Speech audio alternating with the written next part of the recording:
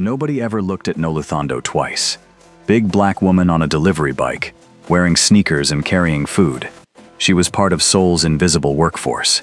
She'd made peace with that. But peace was shattered the moment she heard a Senegalese delegate trying to explain shipping routes in French, while a panicked translator made mistakes that would cost someone millions of won. She could have walked away.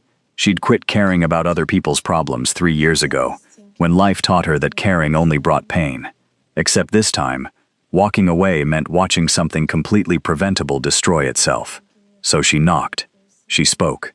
And the Korean man with intelligent eyes and a desperate hope on his face offered her more money than she'd ever imagined, just to stay for 2 more hours. Noluthando kicked her bike stand down and grabbed the insulated bags from the back. 3 lunch orders for the Grand Lotus Hotel, room 402. She checked her phone. 12 minutes early. Perfect. The security guard at the delivery entrance barely looked at her. She was used to that. Big black woman on a delivery bike. Nobody ever looked twice. Sometimes that was a blessing. She took the service elevator up, humming a song her mother used to sing back in Harare. The hotel smelled like expensive soap and fresh flowers. Her sneakers squeaked on the marble as she walked down the hallway looking for the right room. That's when she heard the shouting. Not angry shouting, more like panicked, coming from behind a large wooden door marked Conference Room B. Noluthando slowed down. This wasn't her business. She had learned that lesson the hard way in Seoul. Keep your head down, deliver the food, collect your money, go home. But then she heard it. A man speaking broken French, trying to explain something about shipping routes. Another man responding in worse French, clearly confused. A third voice in English, saying, "No, that's not what he means." Noluthando winced. Oh, that was bad. The English translator had just made it worse. She stood there, bags in hand, listening. The French speaker was from Senegal. She could tell by his accent. He was trying to say the shipment would arrive on the 15th, but the translator kept saying 50, completely different meaning. "This is a disaster," someone said in perfect Korean. Male voice, calm but tight, like he was holding back frustration. "Where is Kim? Where is anyone who can actually help us?" "Sir, the subway is down. There was an accident near Gangnam Station. Nobody can get through. Traffic is completely stuck. We have delegates from 6 countries in this building right now. We have exactly 2 hours to finalize these agreements, and nobody can understand each other."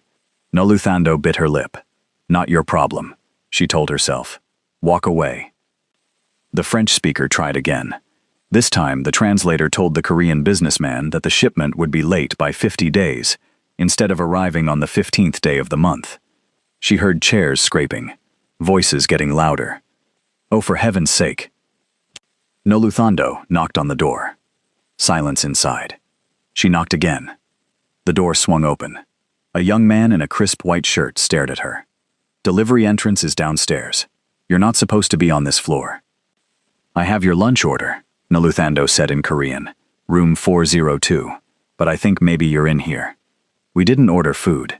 "Someone did. Name is Park." The young man looked annoyed. "Fine. Leave it outside." "Wait," Noluthando said. She couldn't believe she was doing this. The man speaking French? He's trying to say the shipment arrives on the 15th. Not 50. Not 50 days late. He means the 15th day of this month. Every person in that room turned to look at her. There were about 12 people inside, sitting around a huge table covered in documents and laptops. Right at the head of the table sat a man who made Noluthando forget what she was going to say next. Not because he was handsome, though he was. Not because he looked important, though he clearly was. It was his eyes, sharp, intelligent, and right now completely focused on her. "What did you say?" he asked in Korean. "The translation is wrong," Noluthando replied, still in Korean. "The French speaker, he's from West Africa, Senegal, I think. He's saying quinze, which is 15, but your translator keeps hearing 50, which is 50. Easy mistake if you're not used to the accent." The man at the head of the table stood up slowly. "You speak French?" "Yes." "Say that again to him, in French." Noluthando looked at the Senegalese delegate and switched languages. "Excuse me, sir. You were saying the shipment arrives on the 15th of this month, correct?" Not the 50th day? The man's face lit up. Yes. Yes, exactly. Finally, someone who understands. She turned to the Korean businessman and translated properly. His expression didn't change much, but something flickered in his eyes. Relief, maybe. Who are you? He asked. Nobody. Just delivering lunch. You're clearly not nobody. Before Noluthando could respond, another delegate started speaking rapidly in Swahili, frustrated and ready to leave. He was saying the whole meeting was a waste of time, that he was going back to Tanzania, that these people couldn't even get basic facts straight. Wait, Noluthando said in Swahili. Please wait. There was just a confusion with the French translation. The Korean businessman here, he actually agrees with your terms. The problem is just the interpreters couldn't get here today because of the subway accident. The Tanzanian delegate stared at her. You speak Swahili? Yes, sir. Where are you from? Zimbabwe. He broke into a huge smile and started asking her about home, about Harare, about her family. Noluthando answered politely, very aware that everyone else in the room was watching her, like she had just performed a magic trick. The Korean businessman came around the table. Up close, he was younger than she'd thought, maybe mid-30s. He moved, like someone used to being in charge. I'm Su Do-hyun, he said in English. Noluthando Maseko, she replied, also in English. How many languages do you speak, Miss Maseko? 5. Which 5? English, Korean, French, Swahili, and Amharic. One of the other Korean men at the table laughed. Not a nice laugh. A delivery woman who speaks 5 languages? What is this, a joke? Noluthando felt her face get hot. There it was. She'd been stupid to open her mouth. Thank you for the correction, she said quietly, backing toward the door. Your food is outside. Enjoy your lunch. Wait, Duhan said. Not loud, but firm. Don't leave. I have other deliveries. I'll pay you for your time. I really need to go. Please. There was something in that word. Not begging exactly, but close. This man, who clearly wasn't used to asking for anything, was asking her. The young man who'd opened the door said, Sir, we can't just hire some random delivery person for an international negotiation. Why not? Do-hyun asked. She's already done a better job than the professionals we hired. We don't know anything about her. We know she speaks 5 languages, and she's the only person in this building right now who can help us. He turned back to Noluthando. 2 hours. Help me get through this meeting. Name your price. Noluthando's phone buzzed. 3 more deliveries waiting. Her boss hated when she was late, but 2 hours of translation work would pay more than 2 weeks of delivery shifts. How much? She asked. 500,000 won. Her eyes went wide. That was nearly $400. For 2 hours? Each hour, Do-hyun added. 1 million won total? Noluthando asked, just to be sure she heard right. Yes. Someone in the room sucked in a breath. The rude Korean man from before said, That's excessive. Do-hyun didn't even look at him. Do we have an agreement, Miss Maseko? Every instinct told Noluthando to say no. Rich men offering lots of money. Things that sounded too good to be true. They always came with strings attached. She'd learned that the hard way. But 1 million won would cover her rent for 2 months. She could send money home to her sister. She could finally fix her bike's broken headlight. I need to tell my boss I'll be late, she said. Use my phone. Do-hyun offered his cell. I have my own phone. She stepped into the hallway and called Mr. Kim, her delivery supervisor. He yelled at her for a full minute about responsibility and punctuality. She let him finish, then quit. Just like that. She'd been wanting to quit that job for 3 months anyway. When she came back into the conference room, Do-hyun was reorganizing the seating. Miss Maseko will sit here, between the delegates. She'll do real-time translation for us. This is highly irregular, one of the Korean executives muttered.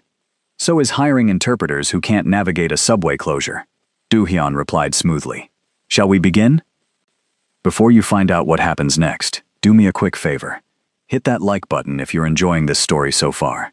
It really helps us know you want more stories like this one. All right, let's continue. The next 2 hours were the most intense work Noluthando had done in 3 years.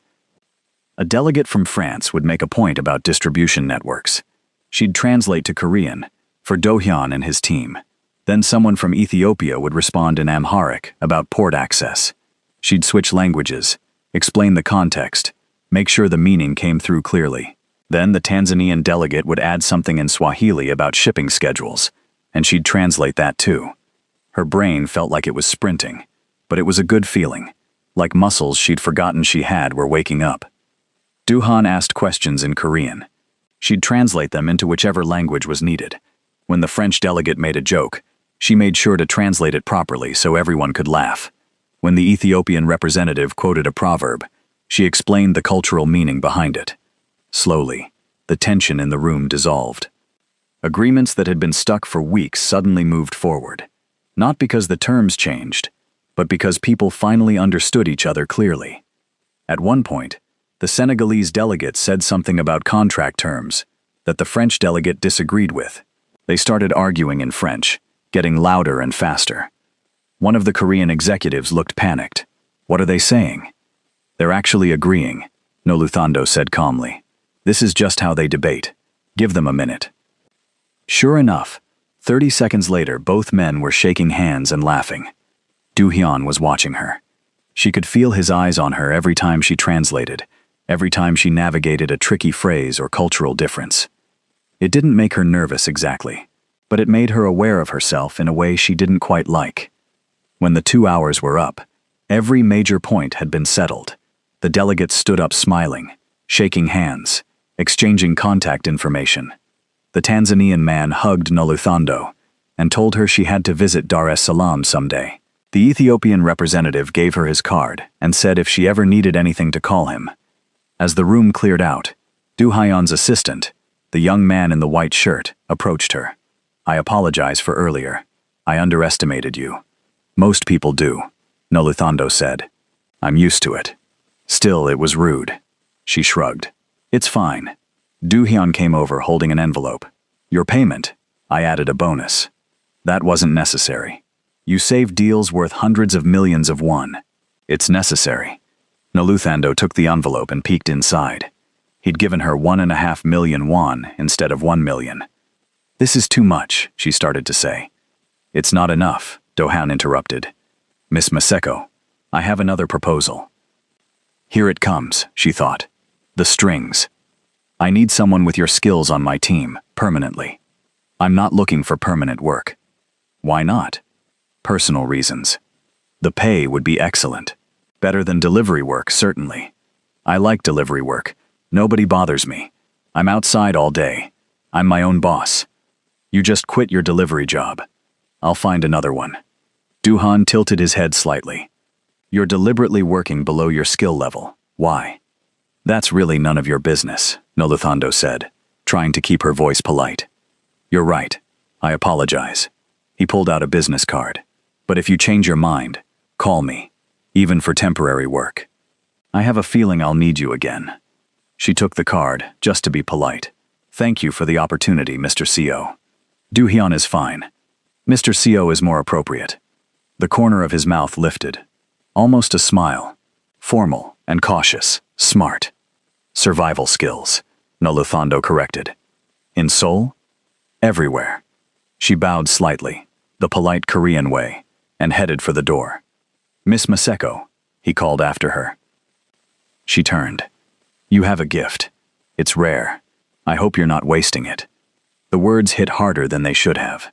She left without responding. Outside the hotel, Noluthando sat on her delivery bike for a long moment, just breathing. Her hands were shaking slightly. Not from nervousness, from adrenaline. She'd forgotten what it felt like to use her brain like that, to be good at something, and have people recognize it. It had been 3 years since she'd done any real translation work. 3 years since she'd walked away from her graduate program in linguistics. 3 years since her father had called and said her younger sister was sick, the medical bills were piling up, and he needed money immediately. She'd dropped everything, sold her textbooks, broke her lease, took the first paying job she could find, because that's what you did for family. But sitting there outside that fancy hotel, holding enough money to cover 2 months of rent, Noluthando let herself wonder for just a second. What if? Her phone buzzed. A message from an unknown number. This is CO Do-hyun's assistant, Kang Min-jun. Mr. CO would like to know if you're available Thursday afternoon for another interpretation session.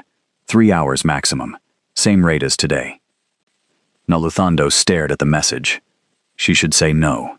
She should find a new delivery job, keep her head down, stay out of the world of rich businessmen and international deals.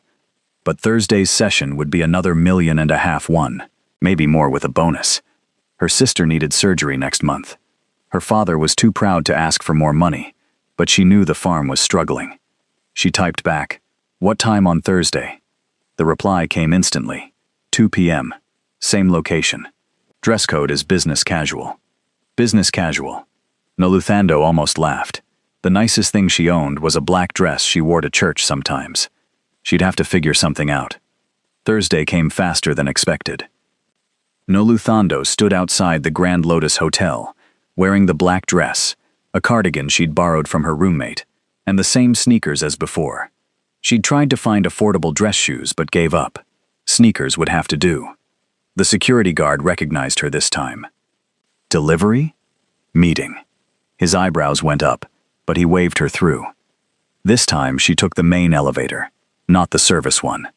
A couple got in on the 3rd floor, took one look at her, and moved to the far corner.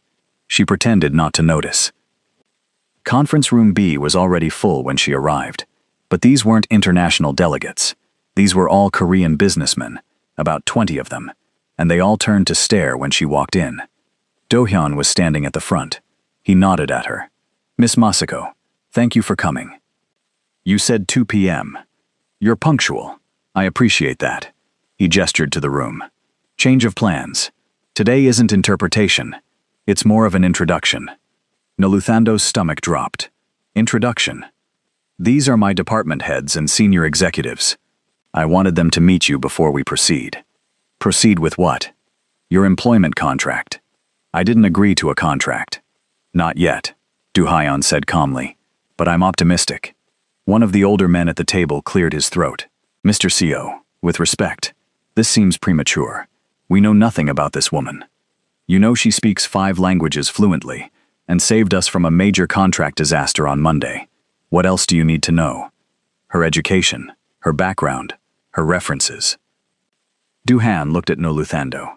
"May I share your credentials?" She hadn't given him her credentials. He saw her expression and smiled slightly. "I had Min-jun do some research. I hope you don't mind." She minded very much, but didn't say so.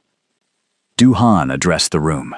Noluthando Maseko graduated top of her class from the University of Zimbabwe with a degree in linguistics.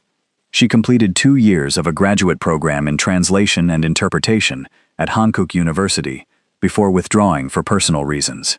She's been in Seoul for 3 years total. "Why did she withdraw?" someone asked. "Personal reasons," Do-hyun repeated. "Which are her business. If we're hiring her for a sensitive position, it becomes our business." Noluthando spoke up. "Family emergency. I needed to work full-time, that's all." "What kind of emergency?" "The personal kind," she said firmly. A woman near the back, older with sharp eyes, said, "You worked delivery for 3 years, instead of using your degree. Why?" "Delivery jobs don't ask many questions. They pay weekly. I could send money home right away." "Where is home?" "Zimbabwe." "You send money back to Zimbabwe every week?" "Every month." The woman nodded slowly, like this confirmed something. "Family obligations." "Yes." One of the younger executives leaned forward. "Can you prove you speak all 5 languages?" Do-hyun's jaw tightened. "She already proved that on Monday." "I wasn't there Monday. I'd like to hear for myself." Noluthando looked at Do-hyun. He nodded slightly. She took a breath and spoke in English first. "My name is Noluthando Maseko. I'm 28 years old, and I've been living in Seoul for 3 years. Then French. I learned French in school, because Zimbabwe was surrounded by French-speaking countries. Then Swahili. I learned Swahili from my grandmother, who grew up in Tanzania. Then Amharic. I taught myself Amharic during university, because I loved the way it sounded. Finally, Korean. And I learned Korean by living here and refusing to only speak English." The room was silent. The young executive sat back. "That's impressive. It's necessary, Noluthando corrected. Languages aren't a party trick. They're survival. The sharp-eyed woman smiled. I like her. With respect, Director Choi, liking her isn't the issue, one of the older men said. This is a highly sensitive organization. We deal with confidential international contracts. We can't just bring in someone from off the street. She's not from the street, Du Haiyan said. His voice was still calm, but something in it made everyone pay attention. She's a highly qualified professional who's been underemployed because she had to prioritize immediate income over career development. That doesn't make her less qualified. It makes her pragmatic. It also means she has financial pressures, the older man countered. Financial pressures make people vulnerable to bribes. Noluthando felt her face burn. I'm standing right here. If you have questions about my integrity, ask me directly. The man turned to her. Fine. If someone offered you 10 million won to share confidential information, would you take it? No. 20 million? No. Everyone has a price. Then I guess you and I are different. Someone snorted, trying to hide a laugh. The older man's face reddened. Mr. Seo, I strongly advise against this hire. Noted, Du Haiyan said. Anyone else have concerns? Director Choi spoke up. What's the proposed position? International Communications Specialist. She'd handle all interpretation and translation for our overseas contracts. Salary? Negotiable. Travel requirements? Occasional. Most meetings are here in Seoul.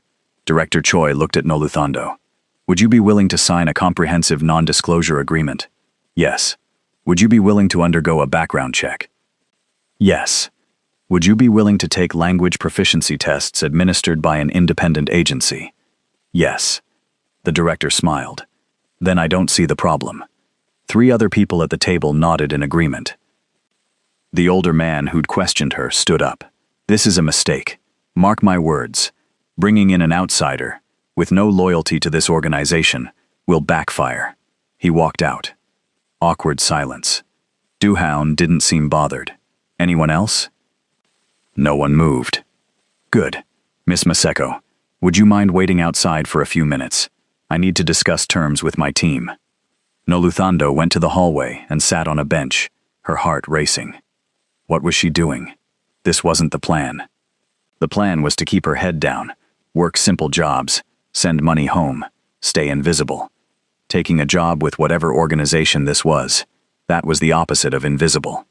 And what kind of business was this anyway? International contracts, confidential negotiations, all these serious executives. It felt bigger than a normal company. The door opened. Min Jun, the assistant, poked his head out. He wants to see you. Just you and him. She went back in. The room was empty except for Do-hyun, sitting at the big table with a folder in front of him. They're gone? She asked. I sent them out.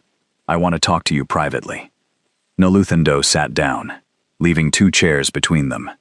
Du Haiyan slid the folder across. This is the contract we're proposing. Base salary of 70 million won per year, paid monthly. Benefits include health insurance, housing stipend, and performance bonuses. Standard non-disclosure and non-compete clauses. 70 million won. That was almost 60,000 US dollars. More money than Noluthando had ever imagined making. That's too much, she said. It's market rate for someone with your skills. You don't even know if I'm good at this long term.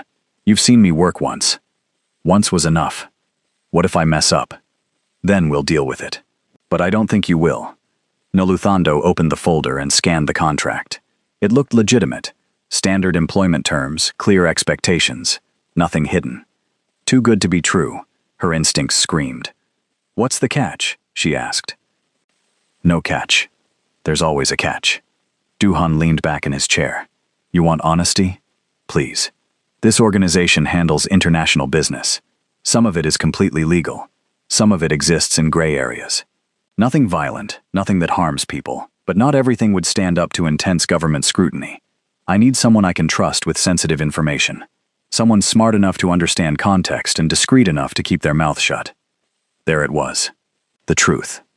You're asking me to help you do illegal things, Noluthando said. I'm asking you to translate conversations. What people choose to do with those conversations is their business. That's a convenient way to avoid responsibility. Maybe, but it's also reality. She should walk away. She knew she should. Why me? She asked instead. You could hire professional interpreters who already work in these gray areas. Professional interpreters talk. They're hired by multiple clients. They hear things. They make connections. I need someone loyal to me specifically. You don't know if I'm loyal.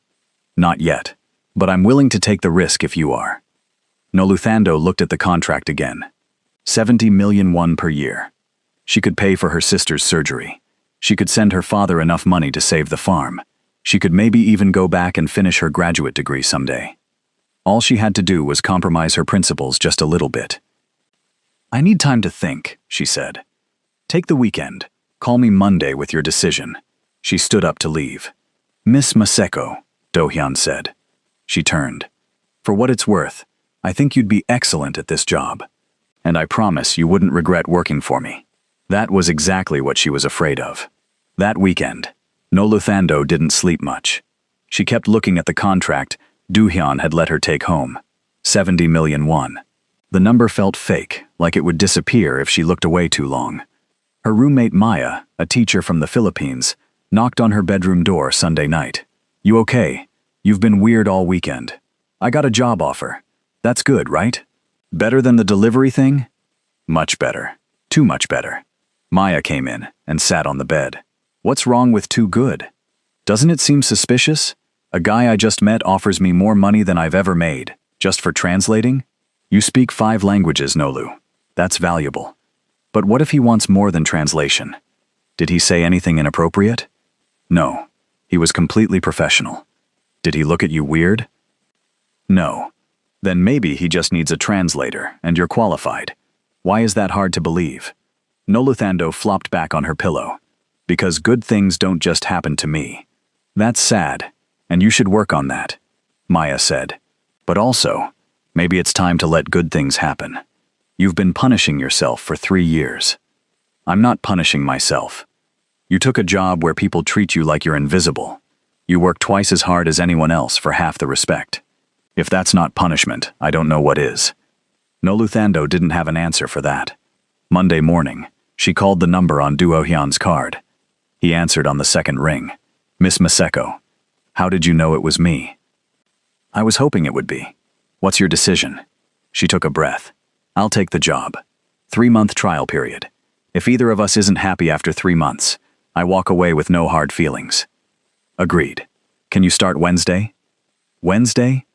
That's 2 days away. We have a meeting with Chinese investors Thursday.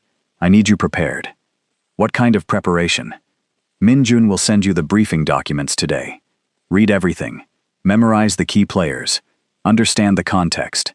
We'll do a practice run Wednesday afternoon. I don't speak Chinese. The investors speak English, but they also bring Korean and French translators who sometimes make convenient mistakes. I need you to catch those mistakes. Oh, so it was that kind of meeting. Understood, Noluthando said. Welcome to the team, Miss Maseko. He hung up before she could respond. 2 hours later, Min-jun sent her 23 pages of briefing documents. Noluthando read them all twice, made notes, highlighted important sections. By Tuesday night, she had the key points memorized. Wednesday afternoon, she showed up at a different building. Not the fancy hotel this time, but a regular office building in Gangnam. 10th floor, suite 1003. The door had no company name on it, just the number. Inside, it looked like any modern office. Desks, computers, people working quietly. Except everyone stopped and stared when she walked in. Min-jun appeared immediately. Miss Maseko, welcome. Let me show you to your office. I have an office? Of course. He led her down a hallway to a small room with a desk, computer, and a window that looked out over the street. Nothing fancy, but it was clean and private. This is mine? Noluthando asked. Yes, computer password is on the sticky note. You'll need to change it after first login. Do you need anything? Coffee? Tea? I'm fine, thank you. Mr. CO wants to see you at 3. Conference room at the end of the hall. Min-jun left. Noluthando sat at her desk, and looked around her office. Her office. She'd never had an office before. The computer had translation software already installed. Professional-grade programs that cost thousands of dollars. There were reference books on the shelf, dictionaries in all 5 of her languages plus 3 more. Someone had prepared this space specifically for her. At 3 exactly, she went to the conference room. Duhan was there with 3 other people. He gestured for her to sit. Miss Maseko, thank you for being punctual. These are my senior advisors. We're going to run through tomorrow's meeting so you know what to expect. For the next 2 hours, they practiced. Someone would play the Chinese investor. Someone else would play the translator. And they'd deliberately mistranslate something small. Noluthando's job was to catch it. The first few times, she missed the mistakes. They were subtle, changing a word here or there that shifted the meaning just slightly. But by the 10th run-through, she was catching everything. Good, Du Haiyan said. Tomorrow, don't interrupt, just write down anything suspicious and show me during breaks. What if it's something urgent? Use your judgment. If the whole deal is about to collapse, speak up. If it's small, wait. Understood. One of the advisors, an older woman Noluthando recognized from the previous meeting as Director Choi, said, You learn fast. I'm motivated, Noluthando replied. Money? Rent, actually, and my sister's medical bills. Director Choi nodded approvingly. Honest, I like that. The meeting ended at 5. Noluthando gathered her notes to leave. Miss Maseko, Du Haiyan said. A moment. The others filed out. They were alone. How are you feeling about tomorrow? He asked. Nervous. Good. Nervous people pay attention. What if I mess up? Then we adjust. But I don't think you will. He said that with such certainty, like he could see something in her that she couldn't see in herself. Why do you trust me? Noluthando asked. You barely know me. Du Haiyan considered the question. I'm good at reading people. It's how I've survived this long. And when I met you, I saw someone who's smarter than she pretends to be, more capable than anyone gives her credit for, and too honest for her own good. Those are exactly the qualities I need. Too honest for my own good? You could have lied about your background, made up credentials, but you didn't. You told the truth, even when it made you look bad. The truth always comes out eventually. Exactly, so why not start with it? Noluthando smiled despite herself. You sound like my grandmother. Is that a compliment? The highest one I know. Something shifted in his expression. Warmer, less guarded. Then I'll take it. Thursday's meeting went better than Noluthando expected. The Chinese investors arrived with an interpreter who spoke Korean. But 3 times during the negotiation, the interpreter changed small details that would have benefited the Chinese side. Noluthando caught all 3. She wrote them down and slid the paper to Duhyun during the lunch break. He read her notes, his face unreadable. Then he went back into the meeting and politely confronted the discrepancies. The Chinese investors looked shocked, had a heated discussion with their interpreter in Mandarin, and apologized. The rest of the meeting was perfectly honest. Afterward, Do-hyun found Noluthando in her office. Excellent work. I just wrote down what I heard. You saved us about 40 million won in that contract. I'd say that's more than just writing things down. He put an envelope on her desk. What's this? She asked. Bonus, first successful assignment. She opened it. 5 million won. This is too much, she started. It's 5% of what you saved us. Standard performance bonus. Get used to it. He left before she could argue. Noluthando stared at the envelope. 5 million won, just like that. She could send half to her father, keep half for emergencies, or maybe buy some actual work clothes so she didn't have to keep borrowing from Maya. Her phone buzzed. A message from an unknown number. Congratulations on your first day. Heard you impressed everyone. If you ever want to work for a real organization, call me. A phone number followed. No name. Noluthando deleted the message and blocked the number. But it bothered her. How did they know about her first day? How did they get her personal number? She mentioned it to Min Jun the next morning. His face went serious. Someone from a rival group, probably. Do you still have the message? I deleted it. If it happens again, don't delete. Show Mr. Seo immediately. It's that serious? You work for us now. That makes you a target for recruitment. Some groups are more aggressive than others about it. Great. Just what she needed. The first month passed in a blur. Noluthondo worked on 6 different international negotiations. She caught mistranslations, cultural misunderstandings, and 2 attempts at deliberate deception. Du Haehyun's trust in her seemed to grow with each success. But not everyone was happy about it. There was an executive named Director Park, the older man who'd walked out of her interview. He made his disapproval clear at every opportunity. In meetings, he'd question her translations. Are you sure that's what they said? Yes, Director Park. It seems unlikely. I can play back the recording if you'd like to verify. He never took her up on that offer, but he never stopped questioning her either. Other staff members were subtly hostile. They'd speak too fast in Korean, then act surprised when she kept up. They'd leave her out of lunch groups. One woman made a comment about how the office dress code was apparently optional now, looking pointedly at Noluthondo's simple clothes. She ignored most of it. She'd dealt with worse. But it wore on her. 3 weeks in, she was working late on a translation document when Du Haehyun knocked on her office door. "You're still here," he said. "Deadline tomorrow." "The deadline is flexible. I prefer to finish early." He came in and sat in the chair across from her desk. "How are you adjusting?" "Fine." "You're a terrible liar." Noluthondo looked up. "Excuse me?" "I've noticed the cold shoulders, the comments. I can address it if you want." "Please don't." "Why not?" "Because then I'm the person who can't handle herself and needs the boss to fight her battles. It'll make everything worse." Du Haehyun frowned. "They shouldn't be treating you that way. They're protecting their territory. I'm an outsider who got fast-tracked into a position most of them worked years to approach. Of course they resent me. That doesn't make it acceptable." "No, but it makes it understandable." He was quiet for a moment. "You're more forgiving than I'd be. I'm practical.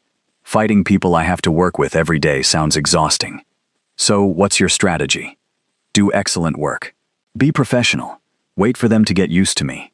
And if they don't," Noluthondo shrugged, "then I'll still have done excellent work and been professional. That's all I can control." Du Haehyun smiled. "My grandmother would have liked you." Past tense? She passed away 5 years ago. I'm sorry. She was the one who taught me that respect isn't given, it's earned. Sounds like you learned the same lesson. My grandmother is still teaching me. She calls every Sunday to make sure I'm going to church and eating vegetables. Are you going to church and eating vegetables? Church. Yes. Vegetables sometimes. Honest answer. You said you value honesty. I do. They sat in comfortable silence for a moment. Then Du Haehyun stood. "Go home, Miss Maseko. The translation can wait until tomorrow. I'm almost done. That's an order from your boss. You're very bossy for someone who claims to value honesty and independence." He laughed. Actually laughed. It changed his whole face, made him look younger. "Fair point. I'm making a suggestion, not an order. But you've been here since 7 this morning. Rest is important." "Fine.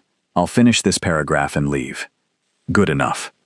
He walked to the door, then paused. "Noluthondo?" It was the first time he'd used her first name. It sounded different in his voice, careful and intentional. "Yes?" "You're doing really well. I know it's not easy, but you're handling it with grace. I wanted you to know, I notice." He left before she could respond. Noluthondo sat very still, her heart doing something complicated in her chest. "No," she told herself firmly. "Absolutely not. He's your boss. He's rich and powerful and lives in a completely different world. This is a job, just a job." But her heart wasn't listening. By week 6, things started to shift. A negotiation with French distributors went sideways when their representatives started yelling about disrespect. Everyone in the room panicked except Noluthondo. She calmly explained to Do Hyun that the Frenchman wasn't actually angry. He was from Marseille, and this was just how people from Marseille communicated passionately. She advised everyone to stay calm and let him finish. Sure enough, after his speech, the Frenchman smiled and said, "Now that we've cleared the air, let's make a deal." Director Choi pulled Noluthondo aside afterward. "How did you know he wasn't genuinely angry?" Body language, tone, regional dialect. People from different parts of France express themselves differently. I studied regional variations in grad school. That level of detail isn't in any of our briefing documents. I know. I can write better ones if you want. Director Choi stared at her. You want to improve our intelligence briefings? They're good, but they focus on business history. Cultural context is just as important for negotiations. Show me a sample. Noluthando spent the weekend creating detailed cultural briefings for the 5 countries they dealt with most. She included communication styles, negotiation preferences, business etiquette, even which topics to avoid in small talk. Monday morning, Director Choi read them and immediately took them to Do-hyun.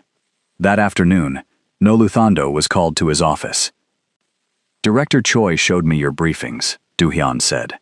I hope that's okay. I probably should have asked permission first. They're exceptional. This is exactly the kind of intelligence we need. Thank you. I want you to create these for every country we work with. I'll have Minjun get you the list. That's a lot of extra work. I'll adjust your salary. Another 10 million per year. 80 million won total now. Noluthando felt dizzy. You don't have to do that, she said. You're providing value beyond your original job description.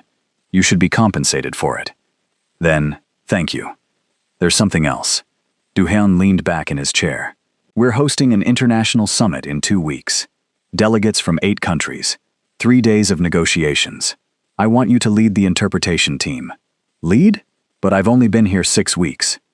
You're better than anyone else I have. The others won't like reporting to me. The others will do their jobs or find new ones. He said it so simply, like it was obvious.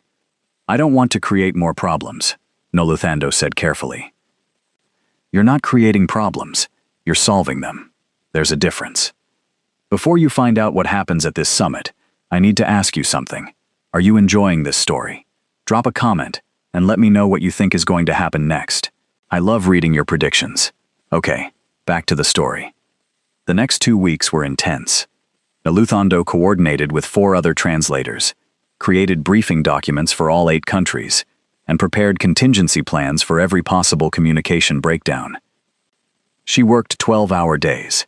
Do-hyun did too, and they often ended up being the last 2 people in the office. One night, close to midnight, he found her asleep at her desk. Noluthando, he said gently. She jerked awake. Sorry, I wasn't sleeping. You were exhausted. Come on, I'll drive you home. I can take the subway. The subway stopped running an hour ago. Then I'll get a taxi. I'm offering you a ride. Why is that difficult? Because being alone in a car with you sounds dangerous for my ability to maintain professional boundaries, Noluthando thought but didn't say. It's out of your way, she said instead. You don't know where I live. You probably live somewhere nice in Gangnam. I live in Nausum. That's absolutely out of your way. I don't mind. She was too tired to argue. Fine, thank you. His car was nice but not flashy. Clean, comfortable, smelled like coffee.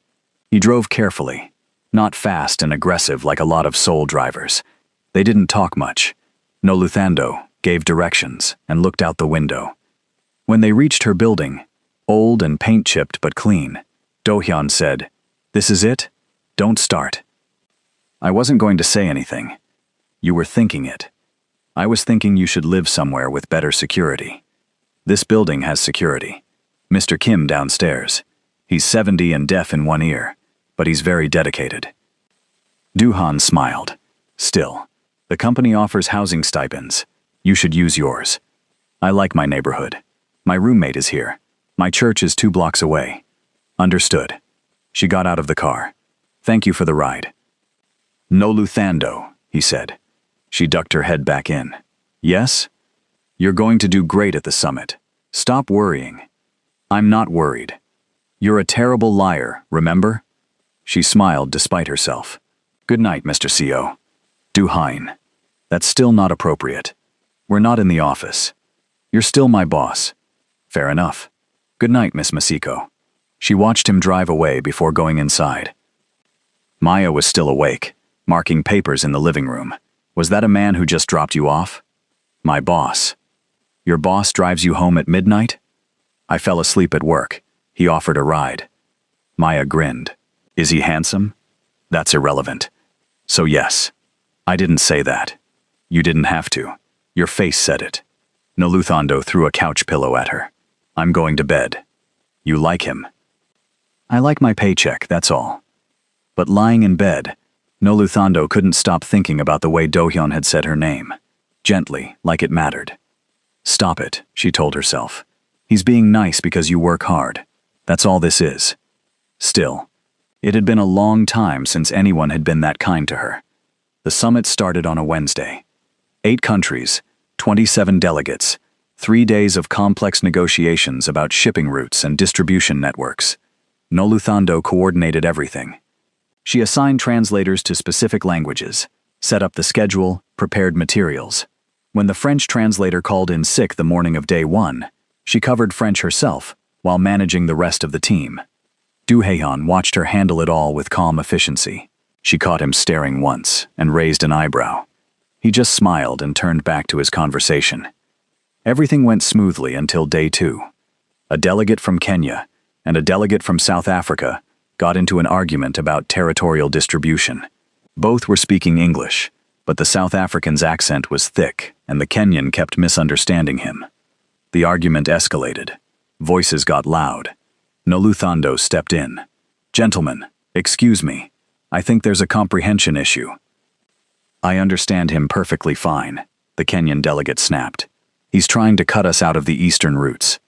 I'm doing no such thing, the South African replied hotly. May I? Noluthando asked. When both men nodded, she turned to the South African. Can you repeat your proposal, but slowly? He did. Noluthando listened carefully, then explained to the Kenyan delegate exactly what was being offered, clarifying the accent and the terms. The Kenyan's expression changed. Oh, that's completely different from what I thought, he said. Regional accents can be tricky, Noluthando said diplomatically. I apologize, the Kenyan said to the South African. I misunderstood. They shook hands. The negotiation continued. During the break, Director Park cornered Noluthando. That was a lucky save. Thank you. Don't let it go to your head. You're still very inexperienced. I'm aware.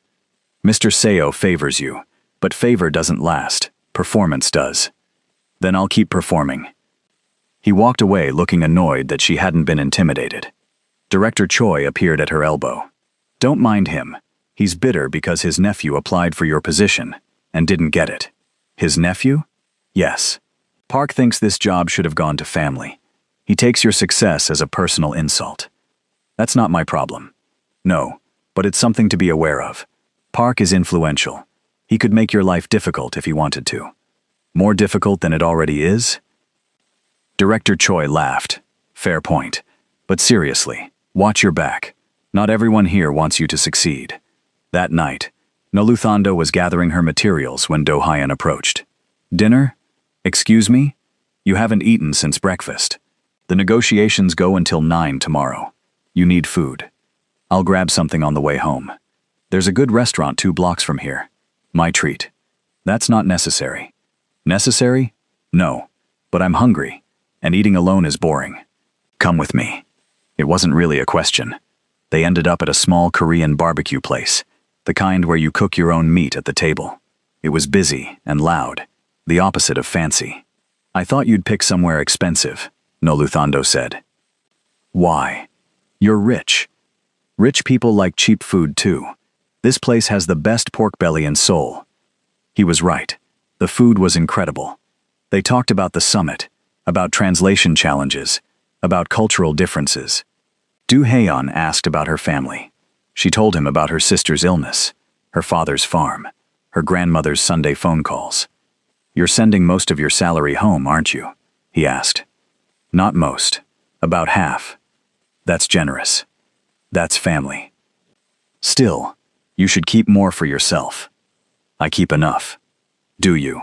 He gestured at her clothes, which were the same basic black pants and blouse she wore most days. When's the last time you bought something you wanted instead of needed? I don't really want anything. Everyone wants something. Noluthando thought about it. I'd like to go back to school someday, Finish my graduate degree. Why don't you? No time. No money for tuition. The company has a continuing education program. We'll pay for employees to take classes. Really? Really. Talk to HR. They'll set it up. Her chest felt tight. Why are you so nice to me? Do-hyun looked surprised. I'm not particularly nice. I'm just treating you fairly. Same thing. No, it's not. Fair is the baseline. Nice is extra. Then most people don't even meet the baseline. That's depressing. That's reality. He was quiet for a moment. Then he said, "You deserve better than baseline, Noluthando."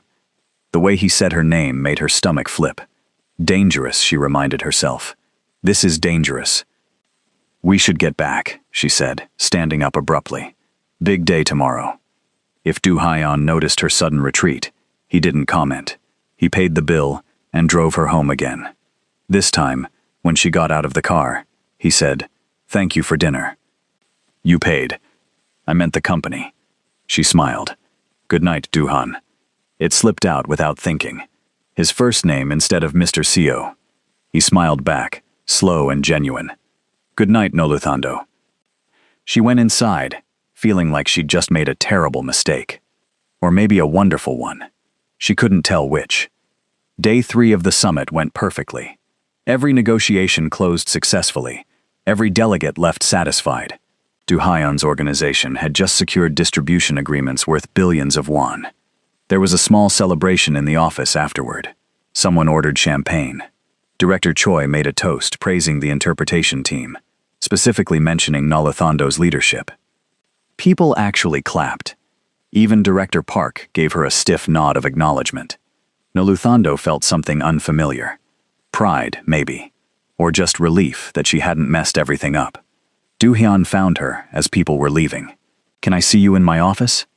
Her stomach dropped. That sounded ominous. His office was bigger than hers, with a view of the city. He closed the door behind them. Did I do something wrong? Noluthando asked. What? No, the opposite. He handed her an envelope. Your bonus for the summit. She opened it. 15 million won. This is too much, she said automatically. It's 5% of your base salary, which is standard for successful major projects. Actually, it should be more, but HR has rules. I can't accept this. You can, and you will. You earned it. Do-hyun. You led a team through a complex international summit with 0 mistakes. You prevented at least 2 major conflicts. You made this organization look professional and competent. That's worth 15 million won and more. She didn't know what to say. There's something else, he continued. I want to offer you a permanent contract. Not a trial period. Full-time, full benefits, with a clause that guarantees your position for minimum 2 years. Why? Because you're exceptional at this job, and I don't want to risk losing you. You barely know me. It's been 2 months. 2 months is long enough to recognize talent. Noluthando looked at the envelope in her hands, at this man who saw abilities in her that most people missed, at this opportunity that seemed too perfect to be real. Can I think about it? She asked. Of course. Take your time. She turned to leave. Noluthando, he said. She paused at the door. I hope you say yes. There was something in his voice, something that sounded like it mattered to him personally, not just professionally. I'll let you know soon, she promised. That night, she called her grandmother in Zimbabwe. Mbuya, I need advice. You always need advice. Tell me. Noluthando explained the job, the money, the opportunity. She left out the part about Do-hyun making her heart do complicated things. Her grandmother listened quietly. Then she said, What are you afraid of? That it's too good to be true. Or are you afraid that it is true, and you might actually deserve it? Noluthando sat with that question. You've been punishing yourself for 3 years, her grandmother continued. Because you had to leave school. Because you couldn't save your mother. Because you think you failed somehow. Mbuya. Let me finish. You didn't fail. You made choices to help your family. Brave choices. But now you have a chance to help your family and yourself. Why won't you take it? What if I mess up? Then you mess up, and then you fix it. But starving yourself of opportunity because you're afraid, that's not wisdom. That's just fear. After they hung up, Noluthando sat in her small room and thought about fear. She'd been afraid for so long. Afraid of being noticed, afraid of taking up space, afraid of wanting more than survival. Maybe her grandmother was right. Maybe it was time to stop being afraid. Friday morning, she walked into Duhyun's office. "I accept," she said, "the permanent contract. I accept." He smiled, and it transformed his entire face. "Good. I'll have HR draw up the papers. On one condition." His eyebrows rose. "You're negotiating with me. You said you value honesty." "I do. What's your condition?" "If people here continue to treat me badly because you favor me, I need you to step back. I can't do my job if everyone thinks I only have this position because the boss likes me." Something flickered in his eyes. "Is that what you think? That I only hired you because I like you?" "I think you hired me because I'm good at my job, but other people might not see it that way." "Then other people are wrong. That doesn't change how they'll treat me." Duhan came around his desk. "Noluthando, look at me." She did. "I gave you this job because you're the most talented linguist I've ever met, because you're intelligent, professional, and you work harder than anyone else here. My personal feelings, whatever they might be, have nothing to do with your qualifications." Her heart was racing. What personal feelings? He held her gaze. "That's a conversation for another time. Right now, I'm your boss and you're my employee. That's the only relationship that matters professionally. But personally, I think you're remarkable, but I'm not going to pursue anything that might compromise your position here or make you uncomfortable." Noluthando should have felt relieved. Instead, she felt disappointed. "Okay," she said quietly. "Okay? Professional relationship, that makes sense. It's the right thing to do. I know." They stood there for a long moment, the air between them charged with things neither of them was saying. Finally, Duhan stepped back. "Welcome to the permanent team, Miss Maseko." The formality was deliberate, creating distance. "Thank you, Mr. Seo." She left his office feeling like something important had just happened. She just wasn't sure if it was good or bad. 3 months passed. Noluthando settled into her permanent role. She led the interpretation team on 12 successful negotiations. Her cultural briefings became required reading for everyone in the international division. Director Choi started inviting her to strategy meetings. She even bought new work clothes. Nothing fancy, but professional. Maya helped her pick out pieces that fit well and made her feel confident. The hostility from some staff members faded. Not completely, but enough. They saw her work, saw her results, and slowly accepted that maybe she deserved to be there. Director Park remained cold, but stopped openly challenging her. Duhan maintained careful professional distance. They worked together constantly, but he never crossed the line. No more late-night dinners, no more personal conversations, just work. It should have made things easier. It didn't. Noluthando caught herself watching him during meetings, noticing small things. The way he listened when people talked, really listened. How he remembered details about staff members' lives. The quiet way he handled problems without drama. And sometimes she'd look up and find him watching her too. Then they'd both look away and pretend it hadn't happened. It was torture. Maya noticed. "You're miserable." "I'm fine." "You like him and he likes you, and you're both pretending you don't. It's painful to watch. He's my boss. So quit and date him. I need this job." "Then keep the job and suffer. Those are your options." Noluthando threw a pillow at her, again. In late November, she got another message from an unknown number. "Your boss is using you. We can offer better. Meet me at Cafe Orem tomorrow at 3. She showed it to Minjun immediately. He showed Dohyun. Dohyun's face went hard. "Did you respond?" "No." "Good. Don't." "Should I block the number?" "No. Keep it. We might need it later." "For what?" "Evidence, if things escalate." That sounded ominous. "Do you think they will?" "Escalate?" Du Heihan's expression softened slightly. "I think you're valuable, which makes you a target. But we'll handle it. Don't worry." Easy for him to say. 2 days later, she got a third message. This one had a photo attached. Her, leaving Dohyun's car outside her apartment building. The caption read, "Does your boss drive all his employees home, or just the special ones?" Her blood went cold. They were watching her. She showed Do-hyun immediately. This time he looked genuinely angry. "This is harassment," he said.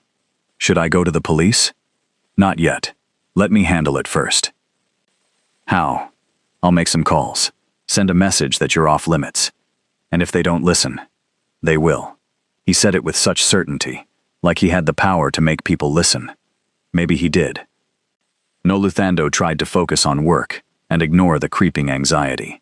Someone was watching her, taking photos, trying to intimidate her or recruit her or something. She started looking over her shoulder on the street, taking different routes home, being careful. Do-hyun noticed. Of course he did. "Has there been more contact?" he asked one afternoon. "No. But you're worried." "Someone is following me, taking pictures." "Yes, I'm worried. I can arrange security." "Absolutely not. That'll just make it worse." "How?" "Then everyone will know I'm important enough to threaten. Right now, maybe they're just fishing. Security makes it real." Do-hyun frowned but didn't argue. "At least let Min-jun walk you to your bike at night." "That's unnecessary." "Humor me." So Min-jun started walking her out. He was nice about it, chatting casually like they just happened to be leaving at the same time. But Noluthando knew it was protection. December arrived with freezing weather and the year's biggest contract negotiation. Do-hyun's organization was finalizing a massive deal with partners from 7 countries. Everything they'd worked toward all year came down to this one meeting. Noluthando coordinated the interpretation for 2 weeks straight. She barely slept. The details had to be perfect. The meeting was scheduled for December 15th. 3 days, multiple sessions, millions of won on the line. December 10th. Everything fell apart. Noluthando was eating lunch at her desk when Min-jun burst into her office. "Have you seen the news?" "What news?" He turned his phone toward her. The headline read, "International Negotiation Scandal. Interpreter accused of deliberate mistranslation." Below it was her photo and audio clips. Noluthando's hands started shaking. "What is this?" "Someone leaked edited recordings. They made it sound like you've been mistranslating on purpose to benefit certain parties." She clicked the article. There were 3 audio samples, each showing her translating something, then a caption claiming she'd deliberately changed the meaning. Her heart sank. The clips were real, her voice, her translations, but they were cut and edited to remove context, making innocent mistakes sound like intentional deception. "This isn't what happened," she said. "I know. These are edited." "I know. Who did this?" "We're trying to find out." Do-hyun appeared in the doorway. His face was controlled, but his eyes were furious. "My office, now." She followed him, feeling like she might throw up. Inside, with the door closed, he said, "I know this is fake." "Do you?" "Yes, I was in those meetings. I know what really happened. But the recordings are edited, professionally. Someone wanted to destroy your credibility right before our biggest negotiation." The December 15th meeting. "Yes." Noluthando sat down heavily. "This is bad. It's a problem, but we'll fix it." "How?" "The story is already out. People are sharing it. Our partners are going to see this. Then we'll prove it's false." "How?" she repeated. "Original recordings, timestamps, evidence of editing. We'll expose whoever did this." "That takes time. The meeting is in 5 days." Do-hyun's jaw tightened. "I'm not canceling. Maybe you should. If the partners think I've been manipulating translations, they won't trust anything I say. So we bring in other interpreters. On 5 days' notice? For 7 languages?" He knew she was right. The meeting was too complex, too important. They needed her. "We prove your innocence before the 15th, he said firmly. "That's not enough time. Then we work faster." Director Choi joined the investigation. She pulled all the original recordings from the meetings in question. Min-jun analyzed the leaked audio files for signs of editing. Noluthando listened to the clips over and over, trying to figure out what had been changed and why. The media attention got worse. Reporters called her phone. Someone found out where she lived and knocked on her apartment door. Maya had to chase them away. "This is insane," Maya said. "Who would do this to you?" "Someone who wants me gone." "Your boss's rivals?" "Maybe. Or someone inside the company." That thought had been growing. The leaked recordings were from internal meetings. Someone with access had done this. But who? Director Park was the obvious suspect. He'd hated her from the beginning.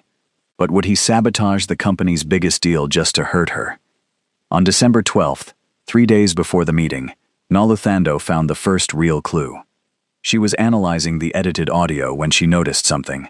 A tiny sound in the background of one clip. Someone coughing. She enhanced it, played it back. The cough had a word in it, Korean, specific dialect. She grabbed her language notes and cross-referenced. Busan dialect. Whoever edited this recording was from Busan, or spent significant time there. She made a list of everyone in the office from Busan. 4 people, including Director Park's assistant. Now they were getting somewhere. She showed Do-hyun. "Look at this." He listened to the enhanced audio. "That's Busan dialect." "Yes, which means the person who edited this is either from there or learned Korean there. Director Park is from Seoul, but his assistant isn't." Do-hyun's eyes narrowed. "Lee. His name is Lee Sang-woo." "Can we access his computer?" "Not legally without cause. But you could do it illegally." "I could, but anything we found wouldn't be admissible." "I don't need admissible. I need proof." Do-hyun looked at her for a long moment. "You're sure about this?" "No, but it's the best lead we have. If we're wrong, we've just invaded an employee's privacy for nothing. And if we're right, we stop whoever is trying to destroy me in this deal." He made a decision. "I'll have someone check his computer tonight." That night felt endless. Noluthando couldn't sleep. She kept refreshing the news, watching the scandal spread. Business partners were calling Do-hyun demanding explanations. Some were threatening to pull out of the December 15th meeting. Everything she'd worked for was collapsing. At 2 in the morning, Do-hyun called her. "We found it." Her heart leaped. "Found what?" "The editing software on Lee's computer. And the original files. He did this." "Why?" "We're bringing him in now. We'll find out." An hour later, Do-hyun called again. Lee confessed. Director Park ordered it. Noluthando closed her eyes. She'd been right. Park wanted you discredited before the big meeting. He thought if you failed publicly, Do-hyun would have to fire you. Then Park's nephew could take your position. That's insane. That's ambition without ethics. What happens now? Now we go public with the truth. We have Lee's confession, the original recordings, everything. I'm calling a press conference for tomorrow morning. Will the partners believe it? They'll have to. The evidence is clear. But Noluthando knew evidence didn't always matter. Sometimes the scandal stuck regardless of truth. The press conference was brutal. Do-hyun presented the evidence calmly and thoroughly. He showed the original recordings, proved the edits, explained the conspiracy. Reporters asked horrible questions. How do we know you're not covering for her? Why should we believe you over the leaked evidence? Isn't it convenient that you found this proof right before your big meeting? Do-hyun answered every question with patience. Noluthando didn't know he had. She sat beside him, silent, trying not to cry. At the end, a reporter asked her directly, "Miss Maseko, did you ever deliberately mistranslate anything?" "No," she said clearly. "Never. How can we trust you?" "You can't. Trust isn't given, it's earned. All I can do is continue doing my job with integrity and let my work speak for itself." It wasn't a perfect answer, but it was honest. The press conference ended. Do-hyun's PR team released statements. Director Park and his assistant were fired immediately. But the damage was done. 2 of the 7 international partners pulled out of the December 15th meeting. They said they needed time to review the situation. Do-hyun was losing millions because of her. "I should resign," Noluthando said that afternoon. "No. I'm destroying your business. Park destroyed this. Not you. But I'm the reason he did it. He did it because he's corrupt and petty. That's not your fault. The partners don't trust me anymore. Some don't. Others do. We'll work with the ones who stayed. Duhan. No. He stood up from his desk and came around to face her. You're not quitting. You're not running away. You're going to walk into that meeting on the 15th and do what you do best. What if I can't? You can. How do you know? Because I've watched you handle impossible situations for 4 months. Because you're the strongest person I know. Because you don't give up. His faith in her was overwhelming. I'm scared, she admitted. I know. Do it anyway. December 15th arrived. 5 countries instead of 7. Still significant, but smaller than planned. Noluthando, dressed carefully. Professional clothes, neat hair, confident posture, even though inside she was terrified. The delegates arrived. Some looked at her suspiciously. Others smiled and greeted her warmly. The Kenyan delegate who she'd helped months ago shook her hand firmly. I never believed those accusations, he said. You're too good at your job to need to cheat. It helped, a little. The meeting started. Noluthando translated carefully, precisely. Every word mattered. She couldn't afford a single mistake. 2 hours in, the French delegate said something about shipping percentages. Noluthando translated it accurately. But Duhan's new assistant, the temporary replacement for Park's team, wrote down different numbers. Noluthando noticed immediately. Excuse me, those numbers are incorrect. The assistant looked annoyed. I wrote what I heard. You heard wrong. He said 30%, not 13%. Are you sure? Yes. The French delegate confirmed it. 30%. The assistant corrected the notes, looking embarrassed. It was a small moment, but it mattered. It showed that Noluthando's skills were real, that she caught things others missed, that she was valuable. By lunch, the tension had eased. By afternoon, delegates were asking her cultural questions, trusting her insights. By the end of day 1, 2 of the deals were finalized. Day 2 went even better. The Ethiopian representative brought up a concern about port access. Noluthando translated, then added context about regional politics that helped everyone understand the real issue. The Senegalese delegate made a joke in French. Noluthando translated it, and everyone laughed. Slowly, the room remembered why Duhan had hired her. During a break, Director Choi pulled her aside. You're doing brilliantly. Thank you. I mean it. After everything that happened, you could have fallen apart. But you didn't. You're stronger than people gave you credit for. I had good support. You had people who believed in you, but the strength was always yours. On the 3rd day, something unexpected happened. A delegate from Tanzania asked a complicated question about distribution networks. The question was in Swahili, but it referenced a concept that didn't translate directly. Noluthando explained it in Korean, then in English for the other delegates. But she also explained the cultural context, why this particular issue mattered to East African partners, and how to address it respectfully. The Tanzanian delegate looked impressed. You understand? I try, Noluthando said. No, you really understand. Not just the words, the meaning behind them. Duhan was watching from across the room. He caught her eye and smiled. That smile made her feel like she could do anything. By the end of day 3, every remaining deal was finalized. 5 countries, billions of won in contracts, everything successful. The delegates left happy. Several gave Noluthando their personal contact information and said they'd request her specifically for future negotiations. When the last person left, the office erupted in celebration. Director Choi hugged Noluthando. Minjun brought champagne. Even staff members who'd been cold to her before congratulated her warmly. She'd done it. She'd survived the scandal and proved herself. Duhan found her as the celebration was winding down. My office? Her stomach flipped. Okay. Inside, he closed the door and turned to face her. That was extraordinary, he said. We lost 2 countries. We kept 5 and strengthened those relationships beyond what they were before. That's a win. I'm glad you think so. Noluthando. He stepped closer. I need to say something.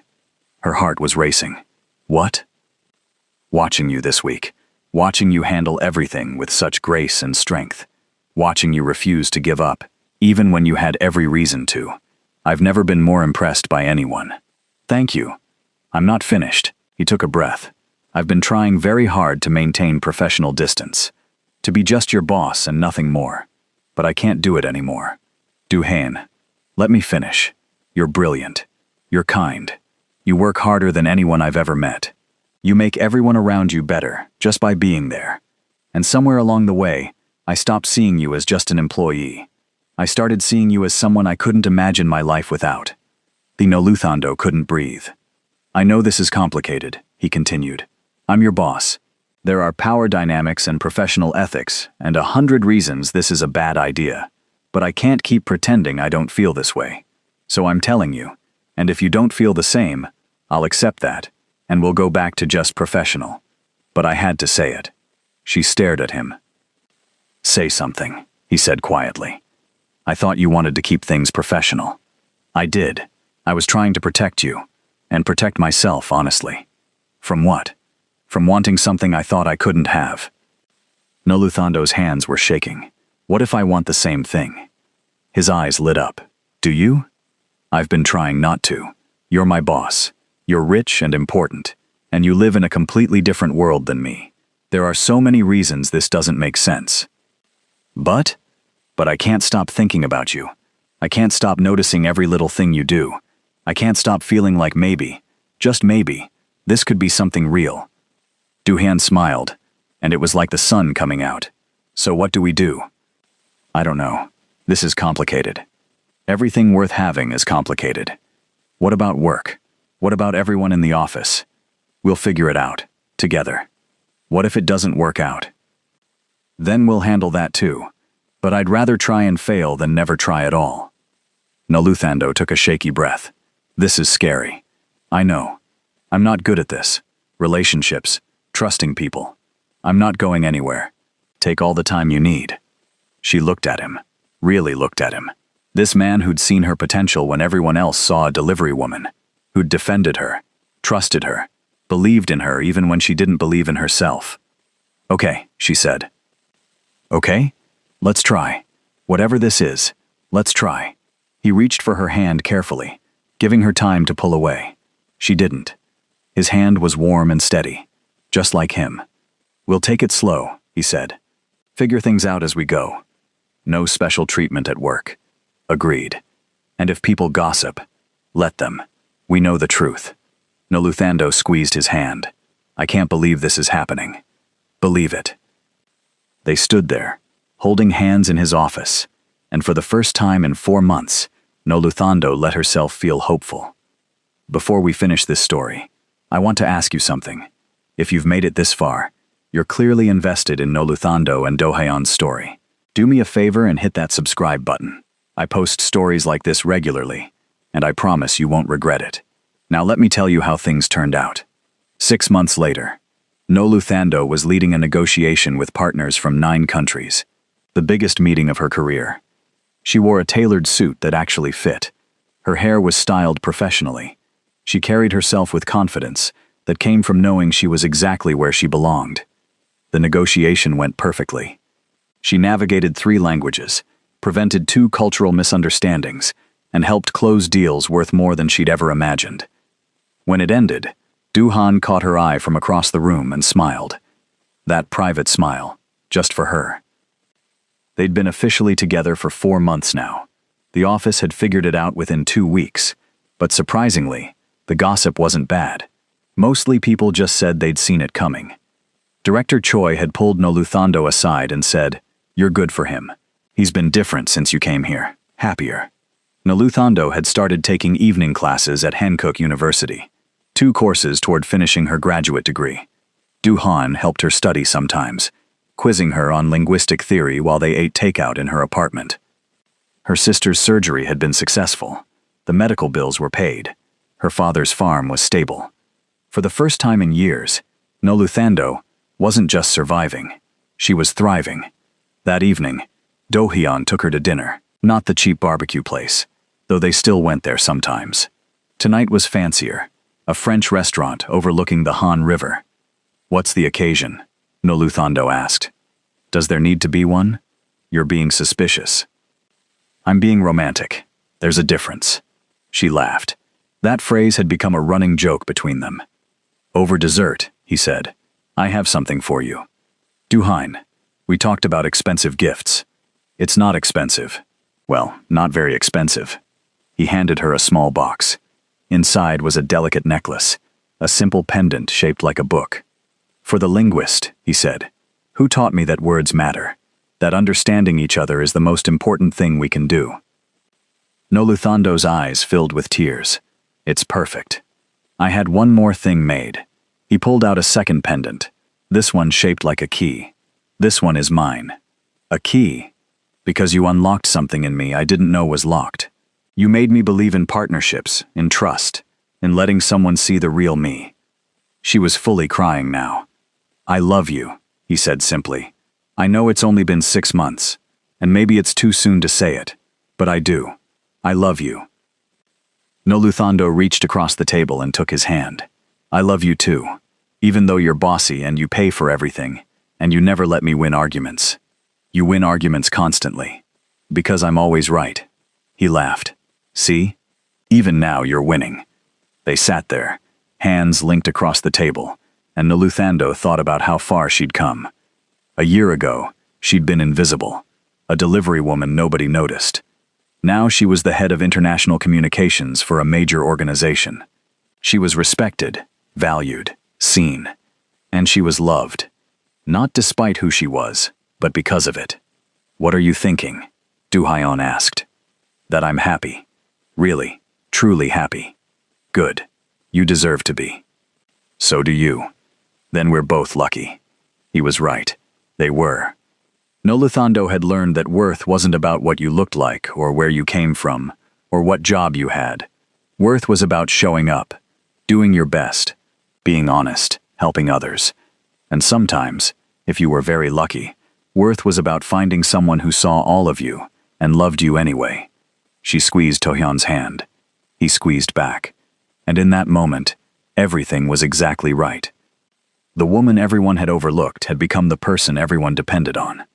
The delivery rider who spoke 5 languages had become the voice that connected countries. The girl who'd been afraid to take up space had become the woman who filled every room she entered, with intelligence, grace, and quiet strength. And the boss who'd been looking for a translator had found something much more valuable. He'd found a partner, an equal, someone who challenged him and supported him and made him better. Together, they were building something real. Not perfect. Real relationships never were, but honest, and strong, and full of possibilities. Noluthando looked out at the Seoul skyline, the city that had felt so foreign 3 years ago. Now it felt like home. And sitting across from her was the man who'd helped her see that she'd been home all along. She just needed to believe she deserved to be there. Thank you so much for staying with Noluthando and Do Hyun's story until the end. If this story touched your heart, made you smile, or gave you butterflies, please subscribe to this channel. I create stories about people who refuse to give up, who fight for their dreams, and who find love in unexpected places. Hit that subscribe button and the notification bell, so you never miss a story.